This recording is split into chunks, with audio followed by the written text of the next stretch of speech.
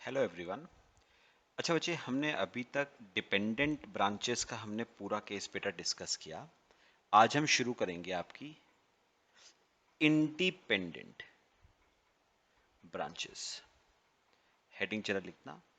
आज हम शुरू करेंगे इंडिपेंडेंट ब्रांचेस का केस। हेडिंग लिखो बेटा, इंडिपेंडेंट ब्रांचेस। अच्छा बच्चे, अगर आपको याद हो ना, तो मैंने आपको बताया था कि ये जो डिपेंडेंट ब्रांचेस होती हैं, डिपेंडेंट, वो कौन सी होती हैं। पता, अगर आपको याद हो तो डिपेंडेंट ब्रांचेस वो ब्रांचेस होती हैं जो अपनी बुक्स ऑफ अकाउंट्स खुद मेंटेन नहीं करती है।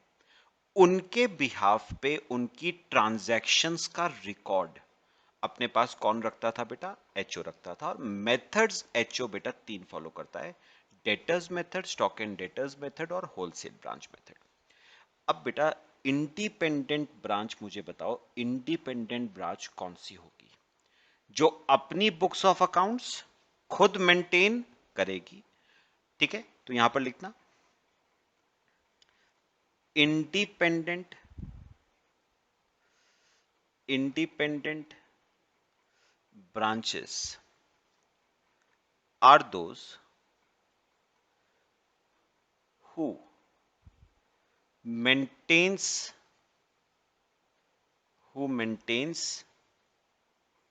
their books of accounts who maintains their books of accounts themselves who maintains their books of accounts themselves. They these branches these branches keep these branches keep a record of their own transactions. तो ये branches अपनी transactions का record बेटा खुद maintain करती हैं। इसीलिए हम इनको क्या कहते हैं बेटा? Independent branches. ठीक है, तो इंडिपेंडेंट ब्रांचेस वो हैं जो अपनी ट्रांजैक्शंस का रिकॉर्ड खुद मेंटेन करती हैं, अपनी बुक्स ऑफ अकाउंट्स खुद मेंटेन करती हैं। वो बुक्स ऑफ अकाउंट्स के लिए, ट्रांजैक्शंस के लिए वो एचओ के ऊपर डिपेंडेंट नहीं है। ठीक है, अब सुनना मेरी बात अगली। बेटा, अब होता क्या है, जरा ध्यान से सुनना। अब होता क्या है, एक तरफ तो है बेटा एचओ की बुक्स। ठीक है, एक तरफ तो है एचओ की बुक्स, और आपको पता है इंडिपेंडेंट ब्रांचेस वो हैं जो अपनी बुक्स भी मेंटेन करती है। तो एक तरफ बुक्स किसकी हैं? ब्रांच की। तो एक तरफ बुक्स हो गई एचओ की और एक तरफ बुक्स हो गई ब्रांच की। अब सुनो बेटा, एचओ अपनी बुक्स में बनाएगा ब्रांच का अकाउंट, एचओ अपनी बुक्स में बनाएगा बेटा ब्रांच का अकाउंट। ठीक है, और ब्रांच अपनी बुक्स में बेटा बनाएगा एचओ का अकाउंट। ब्रांच अपनी बुक्स में बनाएगा बच्चे एचओ का अकाउंट। बनाओ जरा मेरे साथ साथ। ब्रांच अपनी बुक्स में बनाएगा एचओ का अकाउंट। तो याद रखना, एचओ अपनी बुक्स में बनाएगा ब्रांच का अकाउंट और ब्रांच अपनी बुक्स में बेटा बनाएगा एचओ का अकाउंट। और एक बात ना बेटा याद रखनी है आपने, एचओ की बुक्स में ब्रांच में का जनरली बेटा डेबिट बैलेंस होता है, क्योंकि ब्रांच एचओ की डेटर होती है, ब्रांच से पैसा लेना होता है। सिमिलरली ब्रांच के लिए बेटा एचओ क्रेडिटर होती है, क्योंकि ब्रांच ने पैसा एचओ को देना है। पक्का बताओ, क्लियर हुआ? तो ये आ गए दोनों के ओपनिंग बैलेंसेस, एचओ की बुक्स में ब्रांच का और ब्रांच की बुक्स में एचओ का। ठीक है बेटा, ऐसे ही क्लोजिंग बैलेंसेस बाय साइड पे by balance carried down, HO की बुक्स में ब्रांच का और to balance carried down, branch की बुक्स में एचओ का। ये आपके आ गए क्लोजिंग बैलेंसेस। चलो बेटा यहां तक कॉपी करो, फिर मैं आगे की बात आपसे करता हूं।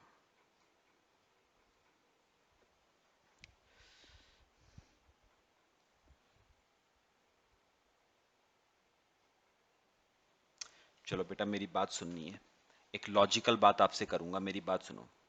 मेरे को एक बात बताओ, एचओ की बुक्स में जो ब्रांच का बैलेंस है, एचओ की बुक्स में जो ब्रांच का बैलेंस है, ऑब्वियस सी बात है उतना ही बैलेंस ब्रांच की बुक्स में एचओ का होना चाहिए या नहीं? भाई ये तो ऑब्वियस सी बात है ना। एचओ अगर कहता है मुझे ब्रांच से 5 लाख लेना है, तो ब्रांच यही तो कहेगा कि मुझे एचओ को 5 लाख देना है। मतलब एचओ की बुक्स में ब्रांच का बैलेंस, एचओ की बुक्स में ब्रांच का बैलेंस और ब्रांच की बुक्स में एचओ का बैलेंस हमेशा बचे सेम होगा। बात का ध्यान रखना है, सेम ये वाला। एचओ की बुक्स में ब्रांच का बैलेंस और ब्रांच की बुक्स में एचओ का बैलेंस हमेशा बेटा क्या होगा? सेम होगा। समझ आ रहा है सबको? कॉपी करो पहले यहां तक। ये बात याद रखना, एचओ अपनी बुक्स में बना रही है ब्रांच अकाउंट, और एचओ के लिए ब्रांच बेटा हमेशा डेटर होता है।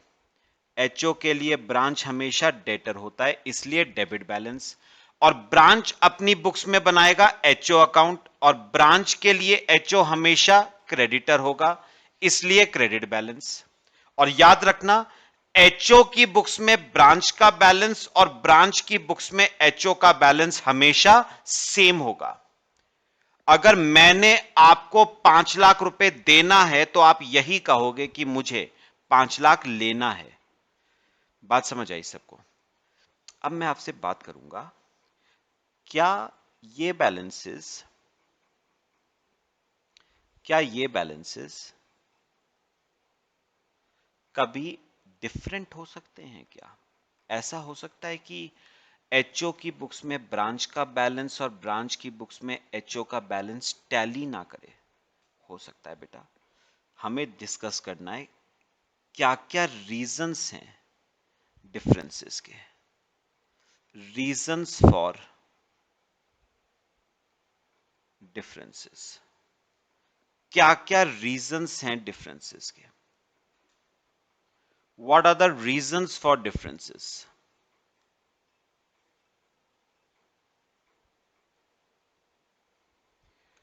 क्या रीजन है कि ब्रांच की बुक्स में एचओ का बैलेंस और एचओ की बुक्स में ब्रांच का बैलेंस आपस में टैली नहीं करता? कॉपी करो पहले बेटा यहां तक, फिर आगे चलते हैं।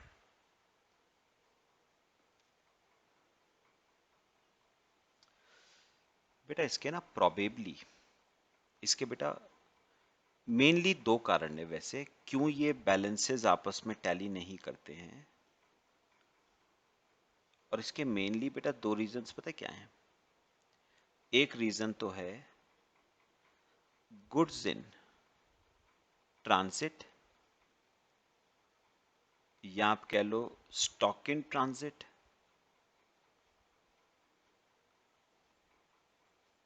तो गुड्स इन ट्रांजिट कह लो, स्टॉक इन ट्रांजिट कह लो, या आप बेटा कैश इन ट्रांजिट कह लो। तो प्रोबेबली ये दो कारण हैं जिसकी वजह से एचओ की बुक्स में ब्रांच का बैलेंस और ब्रांच की बुक्स में एचओ का बैलेंस रिकंसाइल्ड टैली नहीं करता है।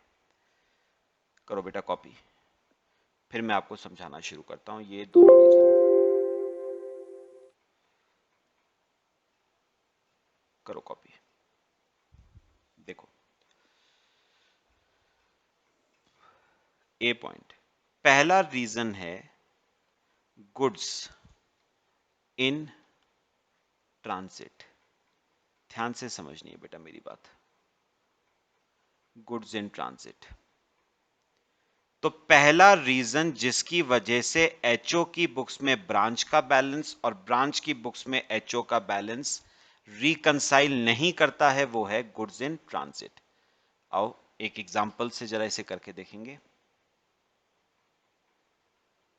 देखो ये एचओ है आपका, ये आपका एचओ है, और ये बेटा आपका ब्रांच है। ठीक है, एचओ है और ब्रांच है। ध्यान से सुनना है बेटा। अब हुआ क्या, एचओ ने ब्रांच को ना गुड्स भेजे, एचओ ने ब्रांच को गुड्स भेजे वर्थ ₹1,00,000। ठीक है, but received by branch till end of financial year worth ₹80,000। तो पता है हुआ क्या, एचओ ने ब्रांच को गुड्स भेजे 1,00,000 के, जिसमें से साल खत्म होने तक ब्रांच को रिसीव कितने के हुए हैं, सिर्फ 80,000 रुपए के। बेटा चलो एक काम करो, बुक्स ऑफ एचओ में बनाओ branch account, books of HO में बनाओ branch account.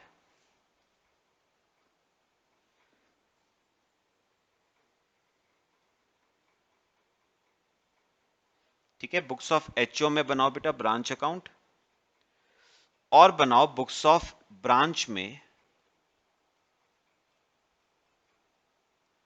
Books of branch में बनाओ बेटा एचओ अकाउंट। अब हम एंट्रीज जरा पास करेंगे, एचओ अकाउंट। ठीक है बेटा, चलो आ जाओ मेरे साथ साथ, कॉपी करो पहले से। एचओ की बुक्स में बना लो ब्रांच अकाउंट, और ब्रांच की बुक्स में बच्चे बना लो एचओ अकाउंट। अच्छा, अब ना मुझे सिंपल सिंपल एंट्रीज बताना। एचओ ने ब्रांच को गुड्स भेजे, गुड्स भेजते ही एचओ अपनी बुक्स में एंट्री क्या करता था, branch debit to goods send to branch 1,00,000। बात समझ आई? अब पता है, सुनो, अब सुनो, इसी ट्रांजैक्शन की एंट्री ब्रांच अपनी बुक्स में क्या करेगा, ब्रांच को गुड्स क्या हो रहे हैं, रिसीव, तो ब्रांच एंट्री करेगा goods receive from HO debit to HO, तो एचओ के अकाउंट में आ जाएगा by goods received from HO. बताओगे कितने के गुड्स एचओ से रिसीव हुए, 80,000 रुपीस के गुड्स एचओ से क्या हुए हैं बेटा, रिसीव। बात समझ आई? ठीक है, अब सुनो सुनो मेरी बात। पता है बेटा, अब यहां पर देखना मेरी बात, अभी कुछ करना नहीं है, अभी मेरी बात सुननी है। अब अगर आप ना, अभी कुछ लिखना मत, अब अगर आप एचओ की बुक्स में लिखना मत आप लोग, एचओ की बुक्स में ब्रांच का बैलेंस देखो तो वो बच रहा है 1,00,000, और ब्रांच की बुक्स में अगर एचओ का बैलेंस देखो तो बेटा वो बच रहा है 80,000। मतलब ये दोनों बैलेंसेस अभी सेम नहीं है। पक्का? तो अब पता है, सुनो सुनो सुनो, अब दो चीजें हैं, या तो आप 1,00,000 को 80,000 पे लाओ, ठीक है, तो दोनों सेम हो जाएंगे, या आप 80,000 को 1,00,000 पे लाओ तो भी दोनों सेम हो जाएंगे। बात समझ आई?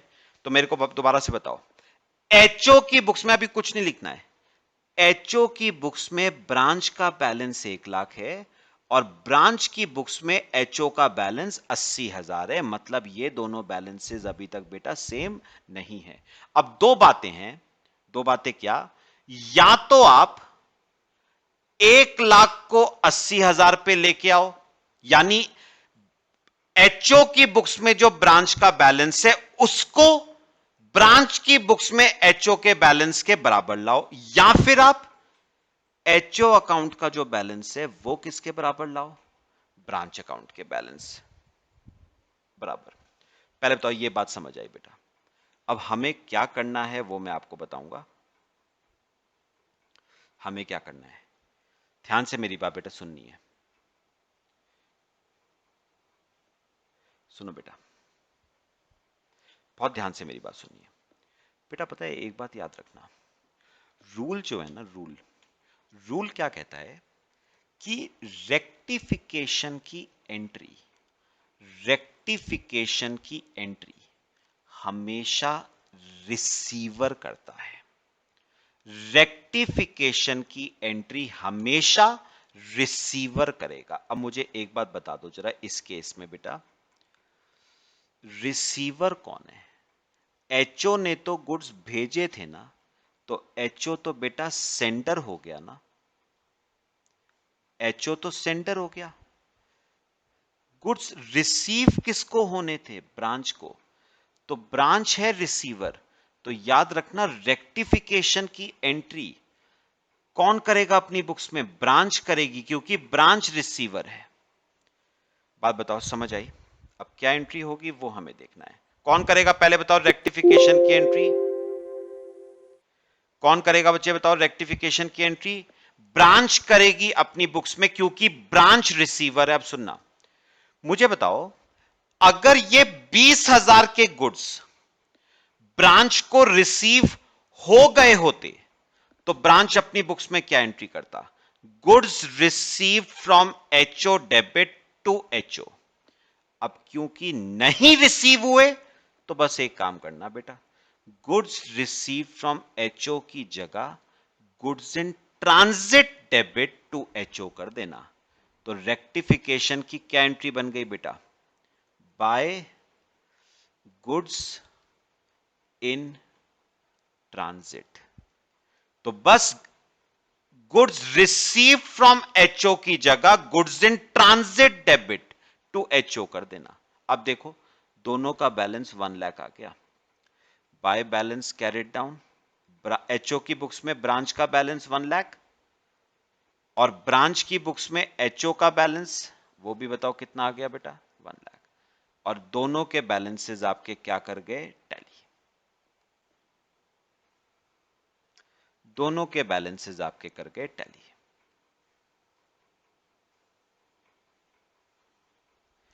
लो बेटा, मुझे पहले बताओ ये बात समझ आई? अब मुझे एक बात बताओ, कॉपी करो, पहले से कॉपी करो फिर आगे चलते हैं।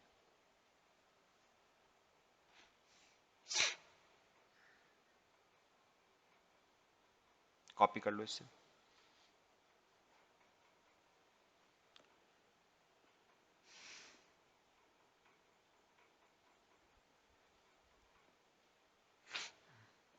हो गया बेटा? अब मुझे एक बात का जवाब दो बच्चे, ये रेक्टिफिकेशन की एंट्री किसने बनाई है? ब्रांच ने। तो entry banana books of branch.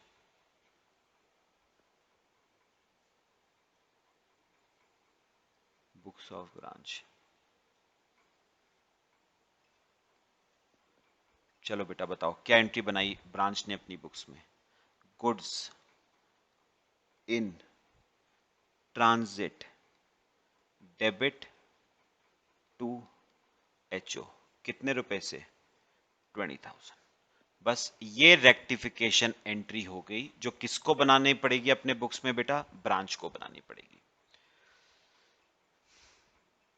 Copy कर लो मेरे बेटा। मेरे ख्याल से बच्चे क्लियर हुआ सबको गुड्स इन ट्रांजिट का केस। एक छोटी सी बात आपसे और करता हूं, कॉपी करो उसे।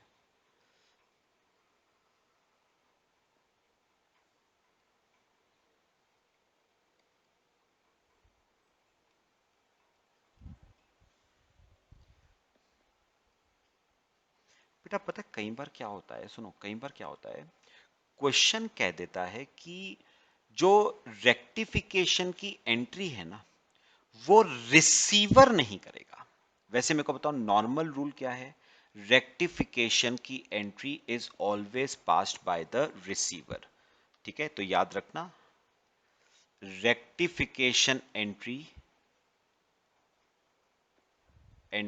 Is always passed by receiver. तो रेक्टिफिकेशन की एंट्री बेटा हमेशा कौन पास करेगा अपनी बुक्स में? रिसीवर करता है नॉर्मली। लेकिन पता है बेटा कई बार ना क्वेश्चन आपको यह कह देता है कि रेक्टिफिकेशन की जो एंट्री है ना वो ब्रांच नहीं करेगी, मतलब रिसीवर नहीं करेगा रेक्टिफिकेशन की एंट्री पास, इंस्टेड एचओ अपनी बुक्स में रेक्टिफिकेशन की एंट्री पास करेगी। तो उस केस में याद रखना, रेक्टिफिकेशन की एंट्री ब्रांच नहीं बनाएगी बल्कि एचओ अपनी बुक्स में बनाएगा। और मैं आपको एक बात बताऊं बेटा, रेक्टिफिकेशन की एंट्री, सुनना, रेक्टिफिकेशन की एंट्री बेटा ब्रांच बनाए अपनी बुक्स में या एचओ बनाए, बेटा डेबिट तो वही होना है। गुड्स इन ट्रांजिट डेबिट ही होने हैं 20,000 से। और बताओ कि क्रेडिट कौन होगा? जब ब्रांच की बुक्स बनाई थी तो एचओ को क्रेडिट किया था, अब जब एचओ की बुक्स बनाओगे तो ब्रांच को क्रेडिट कर देना बेटा 20,000। तो मेरे ख्याल से क्लियर हुआ सबको। याद रखना, वैसे रेक्टिफिकेशन की एंट्री हमेशा अपनी बुक्स में कौन बनाएगा? वैसे हमेशा ब्रांच बनाएगी, रिसीवर बनाएगा। लेकिन अगर क्वेश्चन आपको यह कह देता है कि एंट्री ब्रांच नहीं बनाएगी रेक्टिफिकेशन की बल्कि एचओ बनाएगा, तो उस केस में एचओ की बुक्स में आपको बनानी पड़ेगी। तो मैं यहां पर लिख देता हूं, only if specified in the question. If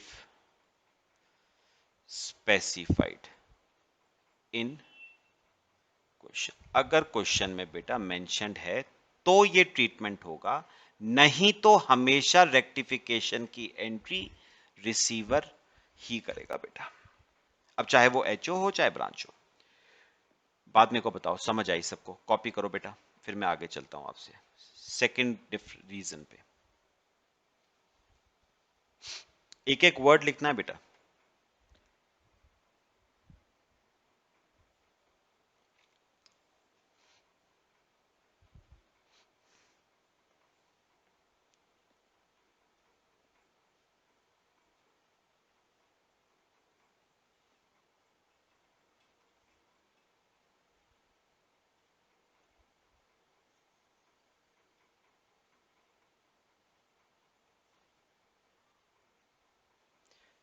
कर लिया सबने कॉपी बेटा?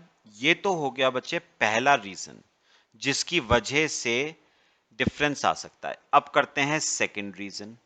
सेकंड रीजन है कैश इन ट्रांजिट। सेम बात करेंगे, आ जाओ एग्जाम्पल।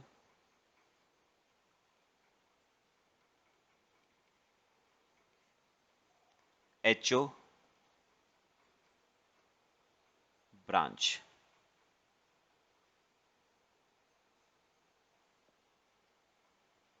एचओ और ब्रांच। अब सुनना ध्यान से। अच्छा, एचओ ने ना ब्रांच को गुड्स भेजे 1 लाख रुपए के, और ये सारे गुड्स ब्रांच को रिसीव भी हो गए, रिसीव बाय ब्रांच 1 लाख के। तो भेजे भी कितने के थे? 1 लाख के। और ब्रांच को रिसीव भी कितने के हो गए? 1 लाख के। तो यहां तक तो बात खत्म। अब सुनो, अब क्या हुआ? ब्रांच ने इनमें से कुछ गुड्स की बेटा आगे करी सेल। ठीक है, सपोज उसने सेल्स करी, कैश सेल 80,000 रुपीज की। 80,000 रुपीज की उसने क्या करी? Cash cell. और आपको अच्छी तरह पता है कैश सेल्स का क्या होता है। कैश सेल्स अल्टीमेटली ब्रांच किसको रेमिट कर देती है? एचओ को। तो यहां पर लिखो cash remitted by branch but not received by HO till end of financial year ₹80,000। अब हुआ क्या? ब्रांच ने ये 80,000 रुपए एचओ को रेमिट कर दिए, लेकिन साल खत्म होने तक एचओ को ये पैसा रिसीव नहीं हुआ। चलो आ जाओ, कॉपी करो ये एग्जांपल। और एक काम करना, 2 अकाउंट्स बना लो फिर से। एक बनाओ बुक्स ऑफ एचओ में बेटा branch account, books of HO में बनाओ ब्रांच अकाउंट, और बुक्स ऑफ ब्रांच में बेटा बनाओ एचओ अकाउंट। ठीक है, चलो बनाओ। एचओ की बुक्स में ब्रांच अकाउंट और ब्रांच की बुक्स में एचओ अकाउंट। चलो पहले बना लो, फिर बेटा करना शुरू करते हैं। लो कॉपी करो इतने। एचओ की बुक्स में ब्रांच अकाउंट और ब्रांच की बुक्स में एचओ अकाउंट बना लो, फिर हम करेंगे।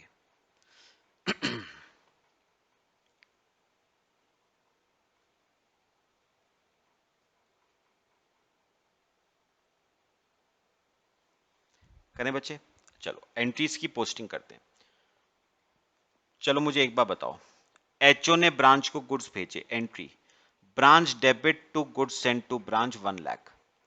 अच्छा, ये गुड्स ब्रांच को रिसीव भी हो गए, तो ब्रांच अपनी बुक्स में क्या एंट्री करेगा? Goods receive from HO debit to HO, तो by goods received from HO debit to HO, पूरे 1 लाख के गुड्स रिसीव भी हो गए। अब सुनो सुनो, अब क्या हुआ? ब्रांच ने करी कैश सेल, ठीक है, कैश सेल का पैसा आया और वो पैसा ब्रांच ने एचओ को भेज दिया। ब्रांच ने एचओ को पैसा भेजते ही अपनी बुक्स में बेटा क्या एंट्री कर ली? HO debit to cash. कितना भेजा? 80,000। बात समझ आई? पक्का? अब मेरी बात सुनना जरा, मुझे एक बात बताओगे, ब्रांच की बुक्स में एचओ का बैलेंस क्या हो गया? 20,000 हो गया ना? ब्रांच की बुक्स में एचओ का बैलेंस कितना हो गया? 80,000। अब सुनो सुनो, अब सुनो, अब यही पैसा अगर एचओ को रिसीव हो गया होता तो एचओ अपनी बुक्स में एंट्री करता कैश डेबिट टू ब्रांच, तो यहां पर लिखता बाय कैश कितना? 80,000, और ये आपका क्या कर जाता बेटा? Tally bye balance carried down 20,000, है ना? ये आपके क्या कर जाता? टैली।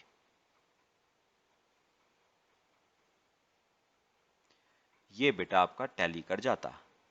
तो एचओ की बुक्स में ब्रांच का बैलेंस और ब्रांच की बुक्स में एचओ का बैलेंस आपका बेटा कर जाता टैली। लेकिन प्रॉब्लम क्या हुई है बेटा? प्रॉब्लम ये हुई है कि ये 80,000 एचओ को रिसीव नहीं हुआ। तो बस बेटा पता है क्या काम करना है? वैसे एक बताओ, अगर रिसीव हो जाता तो एंट्री क्या करता है HO? Cash to branch. Receive नहीं हुआ तो क्या हो जाएगा? Cash in transit debit to branch. लो, बस इतना सा फर्क है। अगर रिसीव हो जाता तो कैश टू ब्रांच, नहीं हुआ तो cash in transit to branch, बस। यानी ना, मैं दोनों जो मैंने एग्जांपल करवाए ना, ऊपर गुड्स इन ट्रांजिट का करवाया, यहां पर कैश इन ट्रांजिट का करवाया, तो बेटा मैं एक बात समझाऊं, चाहे गुड्स इन ट्रांजिट हो चाहे कैश इन ट्रांजिट हो, होने दोनों डेबिट ही हैं। चाहे जिसकी मर्जी बुक्स में बनाओ, होने दोनों डेबिट ही है। बात बताओ, समझ आई? ठीक है, हाँ, बस क्रेडिट क्या होगा? अगर एचओ की बुक्स में बनाओगे तो क्रेडिट ब्रांच को कर देना, और ब्रांच की बुक्स में बनाओगे तो क्रेडिट एचओ को कर देना। दैट्स इट बेटा। तो मुझे एक बात बताओ, मैंने अभी आपको बताया था एंट्री बेटा, रेक्टिफिकेशन की एंट्री हमेशा अपनी बुक्स में कौन बनाता है बेटा? रिसीवर। और मुझे बताओगे इस क्वेश्चन में कैश के केस में, कैश के केस में रिसीवर कौन था? एचओ। तो याद रखना, रेक्टिफिकेशन की एंट्री कौन बनाएगा अपनी बुक्स में? एचओ बनाएगा। जो रिसीवर है वो रेक्टिफिकेशन की एंट्री बनाएगा। और क्या एंट्री बनाई एचओ ने? अगर कैश रिसीव हो जाता तो करता cash debit to branch, receive नहीं हुआ तो cash in transit debit to branch. कितना? 80,000। बेटा बात समझ आई सबको? और मुझे एक बात बताओगे वैसे छोटी सी, अगर बाय चांस क्वेश्चन में यह लिखा है कि एंट्री रेक्टिफिकेशन की रिसीवर नहीं बनाएगा, बल्कि रेक्टिफिकेशन की एंट्री ब्रांच बनाएगा अपनी बुक्स में, यानी सेंडर बनाएगा रेक्टिफिकेशन की एंट्री, सेंडर बनाएगा रेक्टिफिकेशन की एंट्री। अगर बाय चांस क्वेश्चन में यह लिखा है तो बताओ कि एंट्री कौन बनाएगा रेक्टिफिकेशन की? ब्रांच। मैंने अभी आपको एक बात बताई बेटा, एंट्री जो मर्जी बनाए फर्क कुछ नहीं पड़ता बेटा, कैश इन ट्रांजिट डेबिट ही होना है, उसमें कोई दो राय नहीं है। कैश असेट है, डेबिट ही होगा बेटा। 2, बस ब्रांच की बुक्स है तो क्रेडिट किसको कर देना बेटा? एचओ को 80,000। तो मेरे ख्याल से बच्चे पूरा केस ये वाला हमने क्लियर किया। याद रखना, एचओ की बुक्स में ब्रांच का बैलेंस और ब्रांच की बुक्स में एचओ का बैलेंस हमेशा सेम आता है।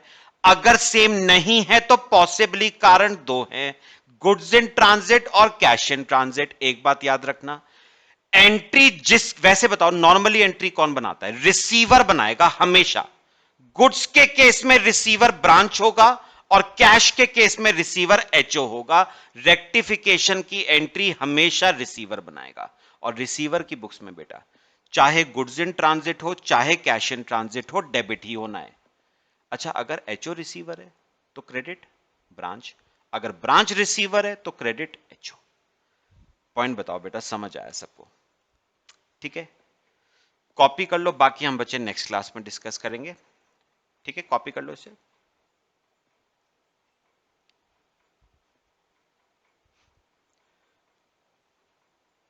कर लिया बच्चे सबने कॉपी? चलो थैंक यू, बाकी हम बेटा नेक्स्ट क्लास में डिस्कस करते हैं।